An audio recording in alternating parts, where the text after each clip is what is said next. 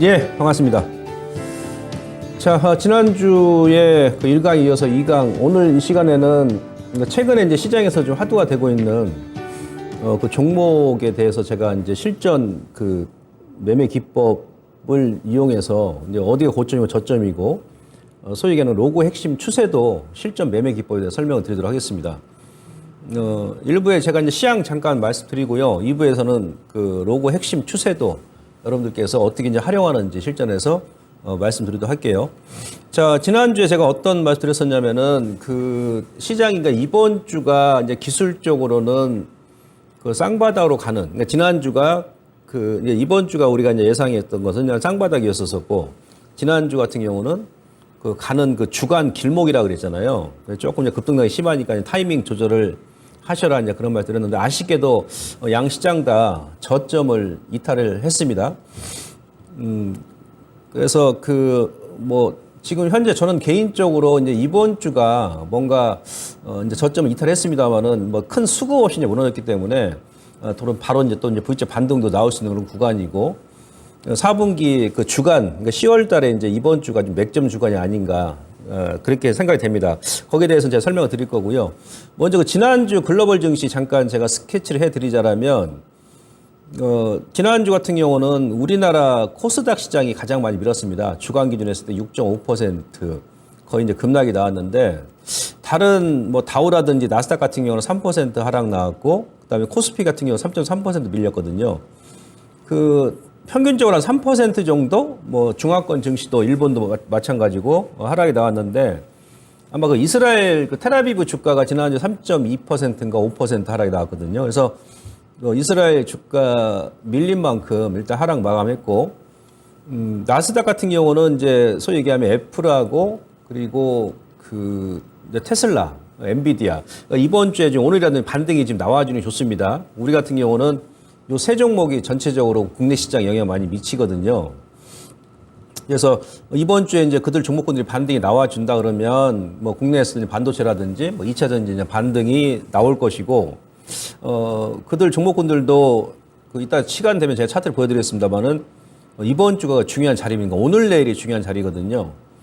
네, 그래서 살려주면 뭐 코스닥도 반등이 나올 것이고, 그렇지 않으면 조금 흔들 여지는 있는데, 저는 개인적으로 국내 그 2차 전지 관련 종목군들은 지금 밀린 만큼 밀렸다 보거든요. 고점 대비해서 그 한 에코프로 비행 같은 경우 한 60% 다이렉트로 지금 반등 한 번 없이 이제 빠졌기 때문에 장기 이평선까지.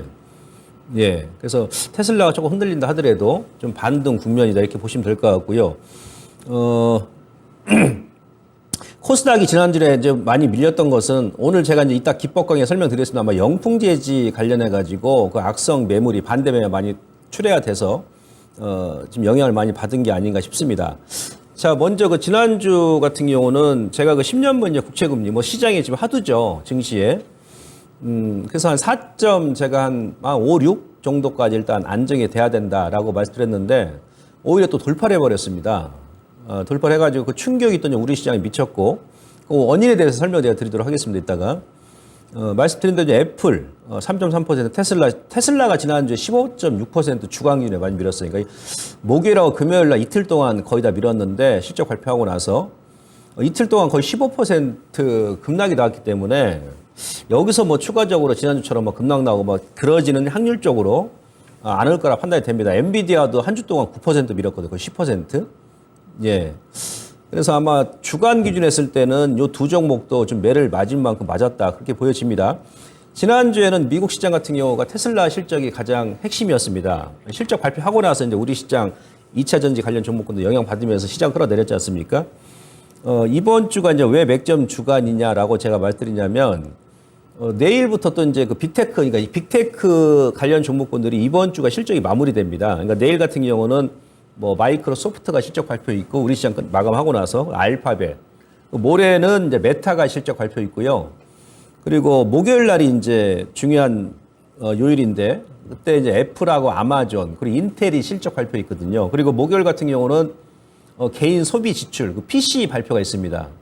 PC 같은 경우는 지금 전월은 그 3.9% 기록했는데 이번 9월 같은 경우는 이제 3.7% 그러니까 전월 대비해서 좀 낮아질 것으로 예측하고 있거든요. 그래서 시장 예상치 정도만 나오면 지금은 어떠냐면 지난주에 국채 수익률이 왜 이제 4.9까지 또 돌파를 했었냐면 소매 판매 지표 발표하고 나서 돌파했거든요. 소매 판매가 예상보다 좋게 나왔어요. 원래 0.3이었는데 무려 0.7이 증가한 걸로 나왔지 않습니까? 그러니까 지금은 아이러니하게도 지표가 좋게 나오면 시장이 밀어버리고 왜냐하면 이제 금리 인상 기대감 때문에요. 네, 우려감 때문에. 그리고 지표가 나쁘게 나오면 시장이 반등이 나와버립니다. 이게 아마 11월 뭐 초 아니면 만기까지 좀 이런 현상이 이어질 것 같은데 아무튼 이번 주 목요일 같은 경우는 PC 지표가 상당히 시장이 이제 반등 결과에 따라서 뭐 이끌지 않겠느냐 판단이 됩니다. 국제 금값도 지금 뭐 지난 주말에 2,000달러 터치했었거든요. V자로 좀 올라왔는데 그만큼 시장에서는 안전자산 선호 심리가 좀 강화되고 있다 이렇게 보시면 될 것 같고 저는 이제 결정적으로 특히 이제 코스닥 같은 경우가 저점을 완벽하게 깼던 이유가 물론 이제 미국 시장에 뭐 테슬라하고 엔비디아 영향도 있었습니다만은 그 매물 공백 구간에서 이 영풍재지 관련 수급 악화가 소위 반대 매매가 아마 그 사상 최대치가 나왔죠. 이틀 동안 거의 한 4,700억 넘게 나왔고 그다음 또 이제 미수금이 급등 나왔잖아요. 5천억 가까이. 예, 이게 큰 영향을 미치지 않았나. 왜냐하면 지금 뭐 워낙 이제 수급이 취약한 상태에서 매수세가 거기서 이제 또 금액도 무슨 뭐 몇백억도 아니고 5천억 가까이 지금 반대매가 나왔기 때문에 이게 결정적인 영향을 줬지 않겠느냐. 그러니까 영풍재지 가지고 있던 분들이 다른 주식도 많이 가지고 있었을 거 아니겠습니까? 담보 비율 채우려고 다른 거 다 던져버리겠죠. 우선 급한 게 영풍재지니까. 안 그러면 이제 뭐 미수 신용 들어갔던 거 반대매에 나버리니 깡통돼 버리니까. 그러면서 다른 거 집어 던졌을 거란 얘기죠. 그러다 보면은 이제 다른 수급이 취약한 상태. 안 그래도 미국 시장 테슬라, 엔비디아 안 좋아가지고 막 흔들리는 그 구간에서 밑에서 이제 수급을 기관하고 외인들이 받쳐주면 소화를 해주면 괜찮은데 툭 집어 던져버리니까 다른 개인 분들도 던질 것이고 뭐 기관하고 외인 같은 경우도 로스컷 기준이 있잖아요. 같이 일부는 던질 거란 얘기죠. 그러니까 큰 물량 없이 그냥 시장만 급락이 나왔었다. 이게 이제 지난주 특징이었습니다. 자, 지난주는 실질적으로 그 이제 장기물이 고점 돌파를 했죠. 여기 이제 10년물 국채 수익 금리가 금요일 같은 경우 좀 주춤했습니다. 금요일 날 오전장에 5%까지 터치했다가 오후장에 좀 대밀리면서 4.93에 일단 마감했는데 원래 이제 그 시장의 그 하락 주범이 지난주에 설명드렸습니다만은 이제 국채 금리하고 국제 유가, 달러 인덱스 아니겠습니까? 근데 단기물 같은 경우, 2년물 같은 경우는 실질적으로 지난주 중반부터 꺾였어요. 꺾여가지고 만약에 이번 주에 2년물이 요 50일선을 이탈한다 그러면 전 개인적으로 이제 단기물 같은 경우는 좀 고점이 나오지 않았겠느냐 이렇게 지금 생각이 되고요. 10년물 같은 경우는 이제 고점 돌파했는데 지금 뭐 계속 이격이 지금 이렇게 벌어지고 있죠. 기술적으로 51선하고 200일선하고 워낙에 지금 이격이 강합니다. 그래서 이따 제가 이제 뭐 핑코사에서 운영하는 이제 채권 장기 로고 차트 보여드리겠습니다만은 약간 좀 언밸런스 좀 나는 것 같습니다. 그러니까 뭐냐면 이제 국채 수익률 같은 경우는 투기 세력들에 의해서 좀 고점 돌파하다 보니까 여기 이제 매물 공백존이라고 그랬잖아요. 제가 지난번에 장기 차트 이제 보여드리면서 예. 이제 워낙에 지금 이게 많이 벌어졌기 때문에 아마도 그 이번 주 중반 아니면 주 후반 정도 가게 되면 뭐 이쪽도 좀 안정이 되지 않겠나 이렇게 지금 전망이 되고요. 아무튼 지난주 같은 경우는 달러 인덱스 그러니까 10월 초까지만 하더라도 시장을 세 가지 악재가 이제 시장을 괴롭혔는데 그 둘 중에 이거 두 가지 달러 인덱스하고 달러 강세는 계속 이제 완만하게 지금 조정 나오고 있고 네, 국제유가 같은 경우도 중동 리스크가 계속 뭐 뉴스 보도가 나오고 합니다만은 유가는 적어도 지난주까지는 90달러 돌파를 못하고 지금 횡보 중입니다. 두 가지는 안정이 됐는데 예, 단기물까지 안정됐는데 장기물이 조금 이제 고점 돌파해가지고 이게 이제 시장에 충격을 줬었다. 네, 그런 우려감 때문에 또 빅테크 위주로 좀 밀렸었고요. 이렇게 보시면 되고, 저 2년물하고 이제 10년물 제가 이제 1년 요건 이제 중기죠. 1년 차트를 제가 지금 보여드리는데요. 지금 그 2년물 같은 경우는 그 지난 3월 달 이제 고점을 돌파하고 나서 요건 약간 이제 FM적인 패턴입니다. 고점 돌파하면 이렇게 보통 누르거든요. 이게 횡보하다가 바로 치고 못 가면. 예, 그래서 이번 주가 만약에 직전 고점을 다시 한번 깨고 내려온다 그러면 앞서 말씀드렸듯이 좀 추가적으로 안정화 될 것이고, 왜냐하면 차트 보시면 지금 51선도 그렇고요. 이념물 같은 경우도 200일선 이격이 지금 엄청나게 벌어져 있죠. 이런 식으로. 뭐 부채 사이즈 지금 펴지듯이 이런 식으로 이격이 많이 벌어져 있습니다. 그래서 뭐 주식도 마찬가지, 다른 지표도 마찬가지입니다. 좀 중장기적으로 이격이 이렇게 벌어진다 그러면 우리 뭐 2차 전지 관련 종목들도 마찬가지 아니겠습니까? 결국 이제 이격 조정을 받을 수밖에 없다. 이렇게 지금 판단이 되고, 10년물 같은 경우도 지금 1년 이게 지금 로고입니다. 로고 차트로 제가 이제 1년 동안의 추이를 보니까 그동안 올 4월부터는 사실 8월 초까지 고점 4.3까지 가기 전까지는 이 하단 트렌드 안에서 이런 식으로 움직였거든요. 여기 가면 얻어맞고 돌파하다 다시 한번 얻어맞고 재차 돌파하다 보니까 이 트렌드만큼 지금 상승이 나온 것이죠. 근데 지난주 금요일 날 이제 이 두 번째 추세선 상단에서 얻어맞고 지금 꺾이는 그런 추이였거든, 살짝. 오늘 뭐 지금 또 현재는 또 장중에 국제 선물이 좀 강세였습니다만은 이번 주에 또 이것도 돌파를 할지 아니면 돌파했다가 다시 한번 이번 주에 눌림을 줄지, 요게 이제 관건인 것 같아요. 눌림 줬을 때 4.8, 그러니까 직전 고점이죠. 4.8. 여러분들이 가만히 보시면 국채 수익률이 한 0. 그러니까 예를 들어서 뭐 4.6에서 4.7, 0.1% 포인트 이렇게 올라가게 되면 국내 주식이 한 50% 이렇게 빠졌었거든요. 50% 가까이. 그러니까 4.9까지 가니까 뭐 금요일 같은 경우도 그랬었고요. 그래서 직전 고점이 4.8인데 4.8까지만 뭐 다시 아래로 좀 안정화되게 되면 단기 고점은 조금 나오지 않았겠느냐, 이런 조심스러운 전망을 좀 해볼 수 있겠습니다. 그래서 지금 로고로 봤을 때는 1년 중기 저항선에 지난주 후반부터 좀 접어들었다, 10년물도 이렇게 이해를 하시면 될 것 같습니다. 국채 수익률이 돌파했던 요인이 앞서 제가 말씀드렸습니다만은, 자, 이번 주 목요일 같은 경우는 이제 개인 소비 지출 PC 지수 발표가 있는데, 지난주에 4.8을 돌파했던 이유가 바로 이겁니다. 그러니까 미국의 월간 소매 판매 이 지표를 발표하고 나서 돌파를 했거든요. 원래 예상치는 0.3이었는데 시장 예상치보다 훨씬 높은 0.7이 나왔어요. 그러다 보니까 지금 시장에서는 원래 낮게 그러니까 소매 판매가 낮게 나와줘야 물가가 올랐으니까 소매가 좀 줄면 소비가 줄면서 물가 좀 안정이 될 거 아니겠습니까? 이제 물가 안정이 된다 그러면 아무래도 뭐 연준에서도 긴축을 좀 완화하는 그런 뭐 스탠스를 좀 취하겠다라는 그런 기대감이 있을 거 아니겠어요? 근데 예상보다 높게 나와버렸단 말이에요. 0.3보다 훨씬 높은 0.7이 나와버렸어요. 그리고 이제 6개월 연속 계속 지금 증가를 했습니다. 플러스권으로. 이게 이제 2019년도 들어와서 지금 두 번째거든요. 그러니까 시장에서는 이게 뭐지? 소비가 계속 증가를 하네. 예상치보다 더 좋게 나오네. 그럼 이거 물가 지금 쉽게 빠지지 않는 거 아니야? 또 연준에서도 이제 금리 인상을 더 하는 것이고, 이렇게 이제 악영향을 미친 거지, 시장에. 근데 요거는 이제 뭐냐면, 물가 상승 이유 때문에 그렇습니다. 여러분들 요 오른쪽 지금 그림 보시면은 이 파란색 선이 명목 소비 지표고요. 그 다음에 이 분홍색 선이 이제 요게 실질 소비예요. 이게 무슨 얘기냐. 요 지표가 2021년도 초반까지만 해도 같이 움직였죠. 같이 움직였는데 2021년도 중반부터는 실질 소비는 계속 어찌 보면 추세적으로 이렇게 하향 추세죠. 하향 추세. 예, 좀 반등 나왔다 다시 꺾이고, 반등 나왔다 꺾이고 이런 식으로. 명목은 계속 높아지는 추이인데 이게 바로 이제 물가가 올랐기 때문에 그런 거예요. 물가가. 그러니까 지금 미국의 소비자들 입장에서는 실질적으로 2021년도 그러니까 물가 급등 나오고 나서부터는 실질 소비는 증가를 안 합니다. 근데 가격이 오르다 보니까 수치상으로는 작년에 내가 뭐 100원 주고 뭐 사과를 두 개 샀는데 올해는 이제 하나밖에 못 사죠. 그죠? 예. 만약 두 개를 산다 그러면은 또 이제 명목 소비가 이제 수치상으로 더 늘어날 거 아니겠습니까? 가격이 올랐기 때문에. 그래서 이제 실질적인 소비는 지금 감소하는 추이다. 이런 추세다 그러면 이제 하반기 가게 되면 제가 봐서는 아마 인플레이션, 소비자 물가 지수가 더 꺾일 요인이 있습니다. 예, 그리고 이제 추가적으로 지난주 발표했던 주택 착공 건수도 예상치보다는 조금 낮게 나왔는데 전월 대비 좋게 나왔거든요.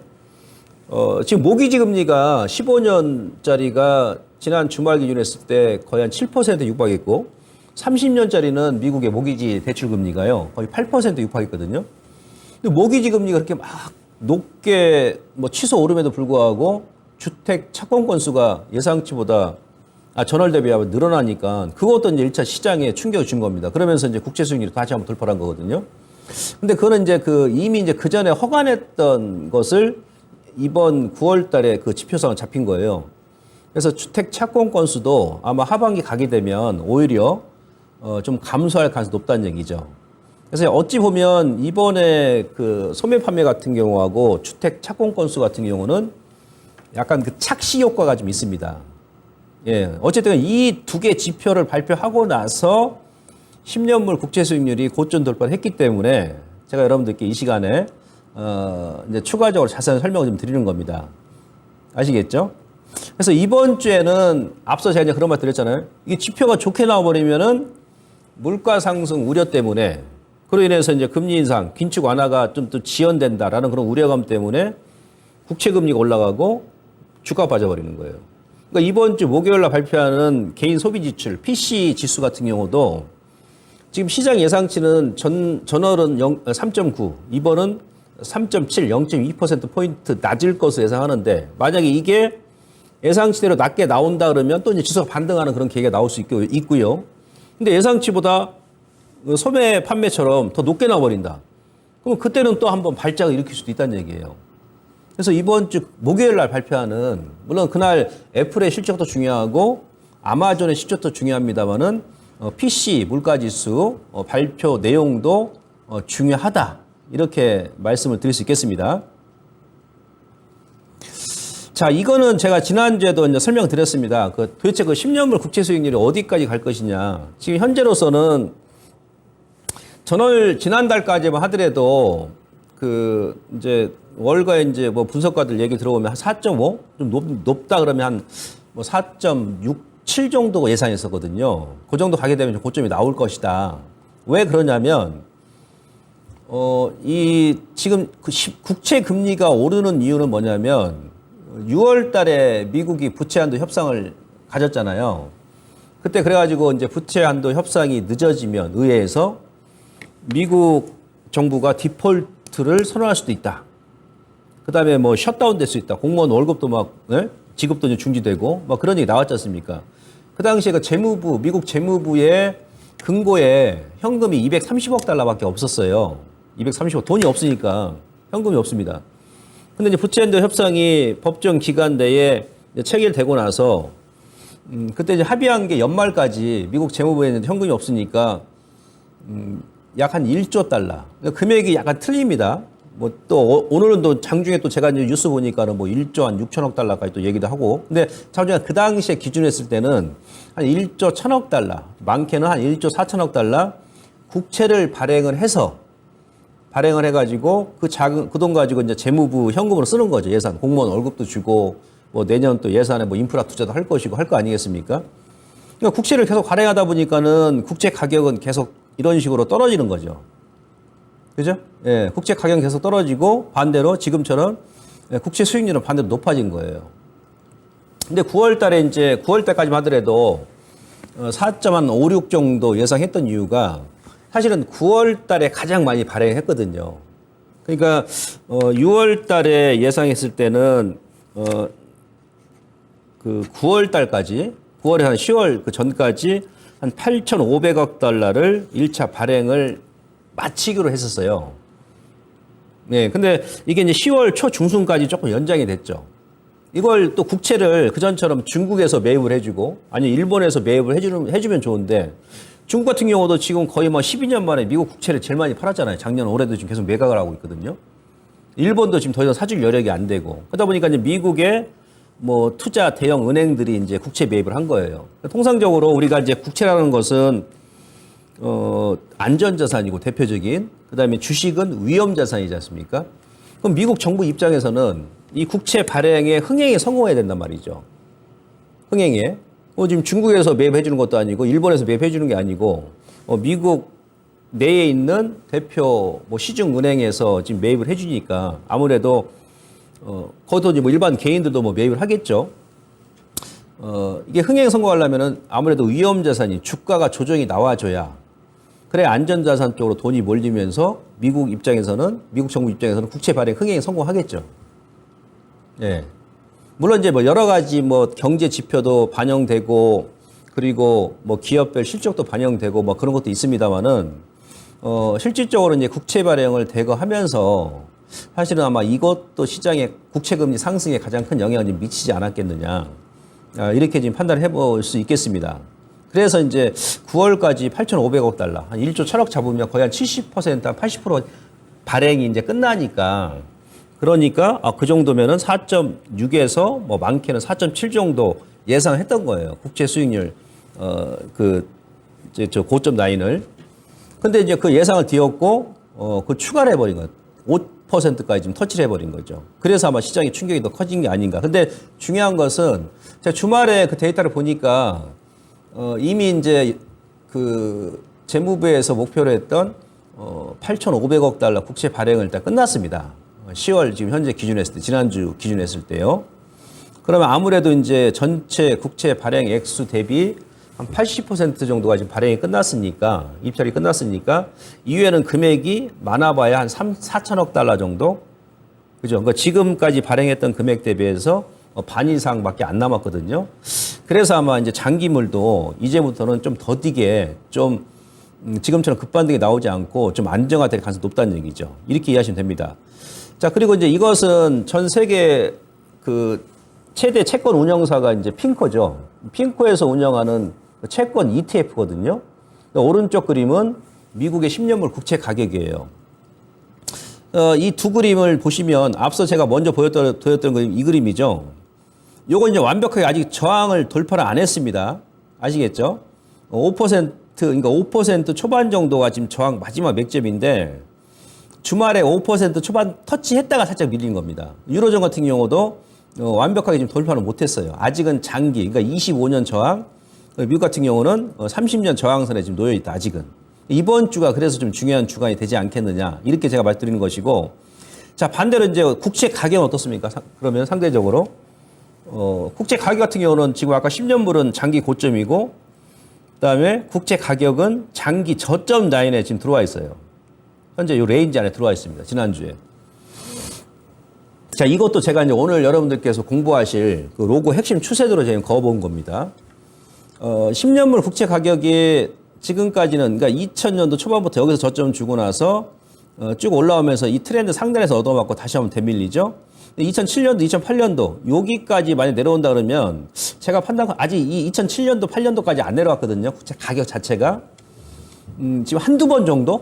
그래서 뭐 이번 주라도 국채 수익률이 5% 이상을 약간 치고 넘어가고 그럼 또 이제 국채 가격도 밀리겠죠. 그랬을 경우에는 2007, 8년도 저점까지 옵니다. 그러면서 두 번째 이 트렌드 하단 라인까지 들어오는 거예요. 근데 기술적으로 제가 지난번에도 말씀드렸습니다만 여기가 지금 매물 공백존이거든요. 우리 코스피하고 코스닥도 마찬가지고. 자, 기술적 보시면 여기가 지금 매물 공백존이에요. 그러다 보니까는 조금 흔들려버린, 뚝 떨어져버린 자리입니다. 자, 위쪽으로 보시면 이 당시에 마찬가지죠. 여기에 이제 매물 공백존이니까 여기서 오버슈팅 나오고 바로 꺾여버리고 이런 식으로. 이때도 그랬죠. 오버슈팅 나왔다가 바로 또 이제 안정화되고. 작년, 재작년 같은 경우는 2022년도 이때는 딱 이 상단 라인에 얻어맞고 거기서부터 이제 미국에서 연준에서 금리 인상을 본격화하면서 거기서 채권 가격이 급락이 나온 겁니다. 급락이. 다이렉트로 밀었다는 얘기죠. 그러니까 이런 경우가 지금 처음이에요. 사실은 이 지표 생긴 이래. 뭐 수익률도 국채 금리도 지금 상승하는 폭이 이렇게 가파르게 오른 경우가 지금 처음이고 1990년도 이래 처음입니다. 아무튼 이런 식으로 다이렉트로 밀면서 이 중간 지지선에서도 그냥 한 번에 꺾여버렸죠. 제가 봤을 때 이번 주가 아마 국채 가격은 최종 저항 구간, 그다음에 국채 가격은 최종 지지 구간, 기술적으로. 이게 장기이기 때문에 그래요. 국채 금리는 30년 최종 저항 구간입니다. 이런 위치고, 일단 왼쪽에 핑코 액티브 채권 ETF 보시면 같이 밀죠, 같이. 그죠? 여기서 얻어맞고, 여기서 3번 얻어맞고, 추세선 상단, 노구 상단, 저항에서 급락 나오고, 작년 같은 경우 9월달, 10월달 저점이었지 않습니까? 지수가. 그죠? 그때 이제 핑코 액티브 채권 같은 경우는 그러니까 하단, 그러니까 2010년도부터 이어오던 이 10년 장기 추세 지지선에서 여기서 터닝 나온 거죠. 그러다가 다시 한번 반등 나오고 여기서 이제 작년 9월달, 10월달 핑코 액티브 채권이 저점 나오면서 그때 미국 시장도 저점이 나왔던 것이고 우리 시장도 저점이 나왔던 거예요. 근데 이번에 다시 한번 되밀었는데 아직 그러니까 10년물 국채 가격은 작년 저점을 이탈했어요. 근데 핑코 액티브 채권 ETF 같은 경우는 아직 작년 저점 아직 이탈 안 했습니다. 그러면은 이 핑코 액티브 채권 ETF를 봤을 때는 잘하면 미국 시장도 지난 9월 달 저점을 이 액티브 채권 ETF가 저점 이탈 안 한다 그러면 이번 주까지만 좀 버텨주면 이탈 안 할 가능성이 있죠. 그죠?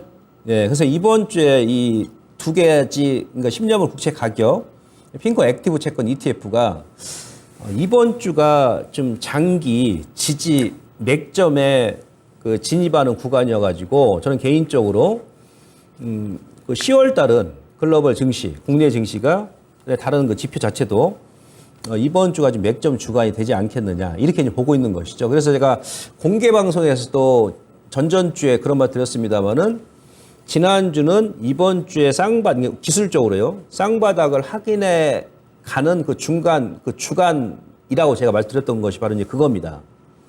아무튼 뭐 이번 주 후반까지 이 관련 지표를 우리가 좀 체크를 좀 해보도록 하겠습니다. 자, 그 다음에 이제 지난주가 또 미국 시장이 사실은 만기였잖아요, 만기. 그죠? 예. 우리나라는 전전주 목요일이었었고, 미국은 지난주 금요일이 만기일이었거든요. 그래서 아마 좀 만기 영향도 조금 받았을 것이라 봅니다. 그래서 제가 이제 풋옵션, 콜옵션 상대 비율 차트를 지금 가져왔는데, 실질적으로 9월 달에 미국 시장이 급락이 나왔을 때는 이 당시에는 풋옵션 감매도 구간이었죠. 급등이 나왔다가 이제 안정이 되면서 미국 시장이 이제 반등이 나왔던 거예요. 그죠? 근데 실질적으로 10월 전전주까지만 하더라도 약간 변동성이 있었는데, 뭐 지난주 같은 경우는 이제 만기 때도 조금 이제 변동성이 있었어요. 그 전날까지. 예, 근데 이제 만기날 같은 경우는 사실 이제 크게 변동이 없었었고 오히려 좀 안정이 되어 있는 그런 추세고 지금은 이제 지지맥점이라는 얘기죠. 예, 그리고 이제 빅스 지수 같은 경우도 이번 주에 또 이 라인을 돌파를 할지는 모르겠어요. 근데 지난주 주간 기준했을 때 빅스 같은 경우도 작년에 연말에 미국 시장이 이제 많이 빠졌기 때문에 연말 연초에 그때 이제 빅스가 급등이 나왔지 않습니까? 그러면서 직전 고점에서 이제 고점을 만들고 여기서부터는 이제 하락 트렌드, 하락 추세가 만들어진 거죠. 그러면서 급락 나오면서 반대로 미국 시장 반등이 나왔고 3월 달에 지역 은행이 불거졌을 때도 여기서 빅스가 급반등 나왔으나 예, 작년에 연말에 만들었던 고점에 이 트렌드를 돌파를 못했습니다. 다시 얻어맞고 빅스가 급락 나오면 주가도 반등 나오고 지금 지난주 기준했을 때 다시 한번 요 저항까지 들어와서 이게 세 번째입니다. 세 번째. 그냥 개인적으로 여기가 또 이제 빨간색 선 이게 200 주선이거든요. 이게 상당히 강한 저항선이거든요. 빅스 지수를 보더라도 예, 제가 지금 목이 좀 많이 잠겨가지고 좀 양해 좀 부탁드리겠습니다. 빅스 지수를 보더라도 이번 주에 만약에 돌파 못하고 이제 꺾인다 그러면 이제 미국 시장도 조금 이제 안정화될 가능성이 높죠. 물론 이제 이번 주 말까지 봐야 되는데 현재 기술적으로는 세 번째 지금 얻어맞는 그런 자리여가지고 이제 뭐 돌파보다는 오히려 좀 하락 안정화되면서 반대로 지수는 주 후반 정도 가게 되면 좀 반등을 좀 이끌지 않겠나 그렇게 생각하고 있습니다. 상당히 좀 강한 저항선이거든요. 그리고 지금이 3월 달에 지역은행 불거졌을 때보다도 사실은 더 큰 악재가 나온 건 없거든요. 국채 수익률도 단기물에 이제 지난주 기점에 좀 꺾이는 그런 추이고. 그렇잖아요? 지역은행 불거졌을 때는 그때 대형 지역은행인 뭐 실리콘밸리 뱅크라든지 그다음에 퍼스트 리퍼블릭 같은 경우 자산 규모가 2,500억 달러 되는 대형 은행 두 개가 파산되고 매각이 됐잖아요. 그러면서 이제 은행 뭐 시스템까지도 막 우려하고 막 그랬지 않습니까? 근데 지금 저 개인적으로 그때보다는 더 큰 악재는 아니다 보거든요. 그래서 이번 주에 지금 빅스 지수도 좀 안정화되리라 이렇게 지금 기대를 하고 있습니다.